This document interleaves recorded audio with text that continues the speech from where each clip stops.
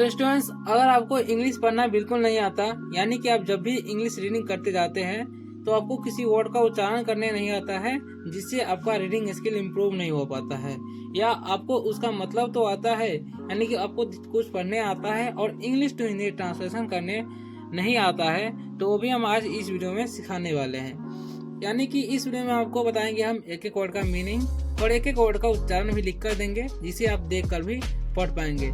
देखने से आपको हमेशा तक याद रहेगा। यानी कि बहुत स्टूडेंट्स, अगर आप लोग ऐसा मेरे साथ रोज कर लेंगे तो आपको कुछ ही दिनों में इंग्लिश पढ़ना आने लगेगा और आप आसानी से इंग्लिश पढ़ना भी सीख जाएंगे। अगर आप लोग वीडियो पर नए आए हो तो वीडियो को लाइक कर दीजिए और चैनल को सब्सक्राइब अवश्य कर लीजिएगा, ताकि आप आसानी से इंग्लिश पढ़ना सीख सके। चलिए स्टार्ट करते हैं। अगर कोई डाउट हो वीडियो में तो आप कमेंट करके पूछ सकते हैं, हम उसका रिप्लाई दे देंगे। ठीक है, अब आगे बढ़ते हैं। सो स्टूडेंट्स, आज का जो हमारा टॉपिक है वो है द वेट पैंट्स। ठीक है, यानी कि इसे पढ़ते हैं हम लोग द, क्या पढ़ते हैं, द पढ़ते हैं, दे या थे नहीं पढ़ना। ठीक है, इसे पढ़ते हैं वेट, ओके, इसे पढ़ते हैं पैंट्स। ठीक है, तो द वेट पैंट्स, इसका मतलब क्या होता है? द का कोई मीनिंग होता ही नहीं है।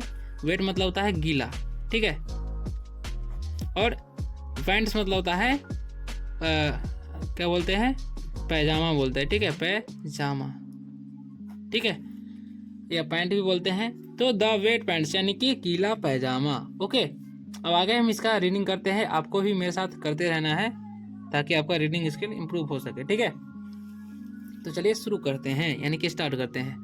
देयर, इसे पढ़ते हैं हम लोग देयर, थेयर नहीं पढ़ना है। यहाँ पर टी एच का जो उच्चारण है द हो रहा है। ठीक है, ई आर ई है तो उसका उच्चारण ए हो जाएगा, तो पढ़ेंगे हम देयर।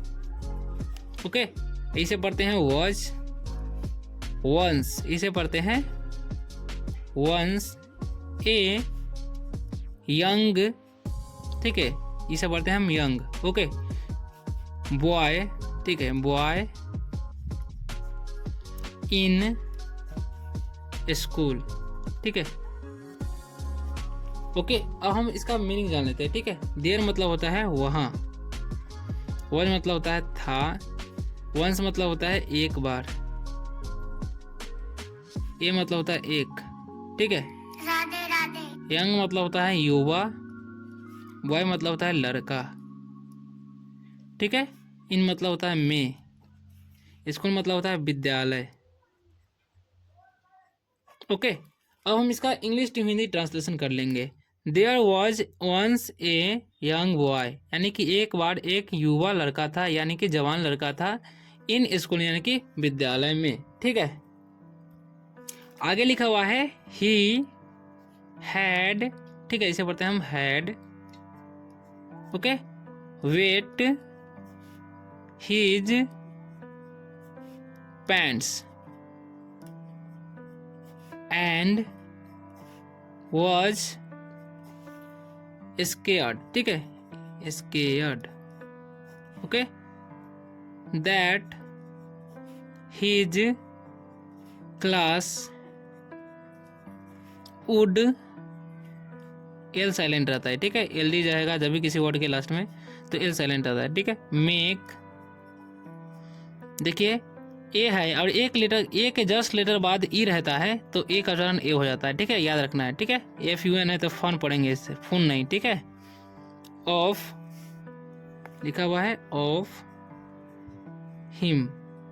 ओके, अब इसका मीनिंग जान लेंगे। ठीक है, ताकि जो हमारा वोकाबुलरी भी है, ताकि हमारा वोकाबुलरी कंप्लीट होता रहे। तो ही मतलब होता है वह, हैड मतलब होता है था, थे, थी। ठीक है, यानी पास था, पास थी। वेट मतलब होता है गीला, हिज मतलब उसका या उसकी, ठीक है, उसका होगा। पैंट्स मतलब होता है पैजामा, एन मतलब और, वज मतलब था। स्केयर मतलब होता है, स्केयर मतलब होता है डरा होना। ठीक है, डरा हुआ, क्योंकि ये वर्ब का दूसरा रूप है तो डरा हुआ समझेंगे। दैट मतलब होता है वह या की, हिज मतलब उसका, उसकी, ठीक है, उसका। क्लास मतलब वर्ग, वुड मतलब सका, सॉरी, वुड मतलब होगा चाहेंगे। ठीक है, मेक मतलब होता है बनाना, फन मतलब होता है मजाक। ओके, ऑफ मतलब होगा का, ही मतलब उसका, उसकी। ठीक है, उसका होगा, उसकी नहीं। He had wet his pants, यानी कि उसका पैंट जो है गीला था, ठीक है, या कमीज, एंड और was scared that his class would make fun of him, यानी कि और डरा हुआ था इसलिए कि वर्ग में उसका मजाक उड़ा दिया जाएगा, ठीक है, या उड़ा दिया जाएगा, ठीक है। ही नोटिस्ड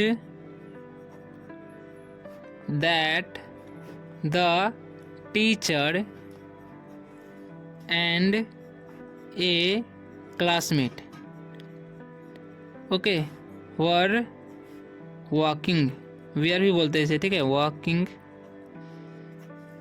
टूवर्ड्स, ठीक है, towards him, okay, with A goldfish, ठीक है, बाउल, ओके। अब इसका हम मीनिंग जान लेंगे, ओके। तो देखिए यहाँ पर लिखा हुआ ही मतलब होता है हुआ, ओके, नोटिस मतलब ध्यान देना, ठीक है, ध्यान देना, दैट मतलब हुआ, द का कोई मीनिंग नहीं होता है, ठीक है, टीचर मतलब शिक्षक, एंड मतलब होगा और, ये मतलब एक, क्लासमेट मतलब होता है वर्ग साथी, ठीक है, वर्ग मतलब थाते थी, वॉकिंग मतलब टहलना, ओके, टूवर्ड्स मतलब होता है की ओर, ही मतलब उसके, बीथ मतलब के साथ, ठीक है, ये मतलब एक, गोल्डफिश मतलब होता है स्वर्ण मछली, ठीक है, या जर्द मछली भी इसे बोलते हैं, बाल मतलब कटोरा होता है। अब हम इसका इंग्लिश टू हिंदी ट्रांसलेशन करेंगे। ही नोटिस दैट, यानी कि उसने ध्यान दिया कि द टीचर एंड मतलब शिक्षक और a classmate were walking towards him, यानी कि शिक्षक और वर्ग साथी उसके ही ओर आ रहे हैं, यानी टहल रहे हैं, विथ मतलब विथ ए गोल्डफिश बाउल, एक स्वर्ण मछली के कटोरे के साथ, ठीक है। अब आगे हम बढ़ते हैं, लिखा हुआ द यंग गर्ल ट्रिप्स, ठीक है, trips and drops the fish bowl, ठीक है, fish bowl in his lap, okay. अब हम इसका मीनिंग जान लेंगे। द का कोई मीनिंग नहीं होता है, यंग मतलब होता है युवा, गर्ल मतलब होता है लड़की, ट्रिप्स मतलब होता है यात्रा, एंड मतलब और, ड्रॉप मतलब होता है गिराना, ठीक है, द का मीनिंग होता है फिश बाउल मतलब मछली वाला कटोरा, ठीक है, मछली का कटोरा, इन मतलब में, हिज मतलब उसके, लैप मतलब गोद, ओके। अब इसका इंग्लिश टू हिंदी ट्रांसलेशन कर लेंगे। द यंग गर्ल यानी कि एक युवा जवान लड़की, ट्रिप्स एंड यानी कि एक युवा लड़की यात्रा करती है, एंड और drops the fish bowl in his lap, और मछली का कटोरा अपने गोद में ले लेती है या गिरा लेती है, ऐसे बोलेंगे, ठीक है। अब आगे बढ़ते हैं। The rest of the classmate think it is her fault, ठीक है, फॉर वेटिंग हिज पैंट्स, ठीक है। अब हम इसका मीनिंग जान लेंगे। द का कोई मीनिंग होता है रेस्ट मतलब होता है आराम, और मतलब का, द का कोई मीनिंग नहीं, ठीक है, और क्लासमेट मतलब होता है वर्ग साथी, थिंक मतलब सोचना, इट मतलब होता है यह, इज मतलब है, हर मतलब उसकी, फॉल्ट मतलब होता है गलती, फॉर मतलब के लिए, ठीक है, वेटिंग मतलब होता है सूखने, क्या करते हैं, भीगना, हिज मतलब उसकी, उसका भले, पैंट्स मतलब पैजामा, ओके। अब इसका हम इंग्लिश टू हिंदी ट्रांसलेशन कर लेंगे। The rest of the classmate think it is her fault the rest of the classmate, यानी कि बाकी सहपाठी जो थे, यानी कि बाकी वर्ग साथी थिंक यानी कि सोच रहे थे it is her fault for waiting his pant, यानी कि यह उसकी गलती है क्या, उसके पैंट यानी कि पैजामा भिजाने में। ठीक है, कोई लड़की मतलब जो लड़की थी यंग लड़की, उसकी गलती है। ठीक है, लेटर ही आस्क्स हर। ठीक है, लेटर मतलब होता है बाद में, ही मतलब वह, आस्क मतलब पूछना होता है। ठीक है, हर मतलब उसकी, लड़की के लिए हर का प्रयोग किया जाता है। लेटर यानी कि बाद में, ही आस्क हर यानी कि वह उससे यानी कि उस लड़की से पूछता है। ठीक है, अब लिखा हुआ है इफ। ठीक है, if she did that on purpose. ठीक है, पर्पज। ओके, अब इसका हम मीनिंग जानेंगे। इफ मतलब होता है अगर, सी मतलब हुआ, डिड मतलब किया। ठीक है, दैट मतलब हुआ, ऑन मतलब पर, पर्पज मतलब होता है उद्देश्य। ठीक है, ओके।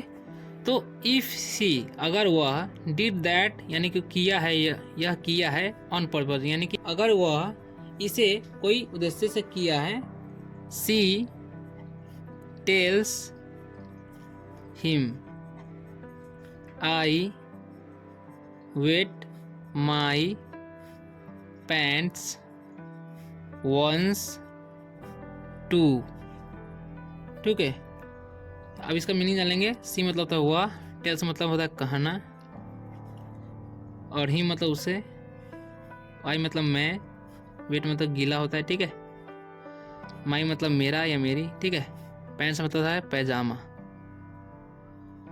वंस मतलब एक बार, टू मतलब भी। ठीक है, अब इसका इंग्लिश टू हिंदी ट्रांसलेशन कर लेते हैं। सी टेल्स हिम यानी कि वह उसे कही। ठीक है, I wet my pants once too, यानी कि इसका मतलब होगा मैंने भी अपनी पैंट एक बार गीली कर ली थी। ठीक है, अब आगे इसका मॉरल जानते हैं। ठीक है, यानी कि कहानी का सार सीखने को क्या मिलता है।